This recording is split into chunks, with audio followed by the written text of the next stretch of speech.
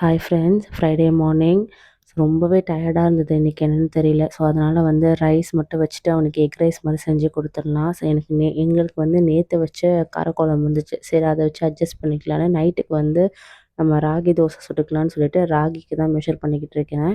1 cup அளவுக்கு ராகி எடுத்துட்டிங்கன்னா ஒரு 1/2 கப், அது 1/4 கப் அளவுக்கு நீங்கள் இட்லி அரிசி இல்லை ரேஷன் அரிசி, பச்சரிசி கூட சேர்த்துக்கலாம். அதே மெஷர்மெண்ட்டில் உளுந்து கொஞ்சமாக வந்து அவல், கொஞ்சம் வெந்தயம் சேர்த்து நல்லா வாஷ் பண்ணி ஒரு 6 மணிலேருந்து 7 மணி நேரத்தில் நீங்கள் நல்லா ஊற வச்சு நல்லா வாஷ் பண்ணிக்கோங்க. 2, 3 தடவை வாஷ் பண்ணி வச்சுக்கோங்க. இந்த வெயிலுக்கு வந்து ரொம்பவே இருக்குது. அதனால் மோர், தண்ணி, பழைய சாதம் அதெல்லாம் சாப்பிட ட்ரை பண்ணுங்கள். ஸோ வெங்காயம்லாம் கொஞ்சம் இருந்துச்சு, அதெல்லாம் எடுத்து வச்சுட்டு, முட்டை சோறு வந்து நான் இந்த மாதிரி சிம்பிளாக தான் செஞ்சு கொடுப்பேன். ஒரு சில பேர் மிளகாத்தூள் இந்த மாதிரிலாம் போட்டு கொடுப்பீங்களா, ஆனால் நான் அந்த மாதிரிலாம் போட்டு கொடுக்க மாட்டேன்.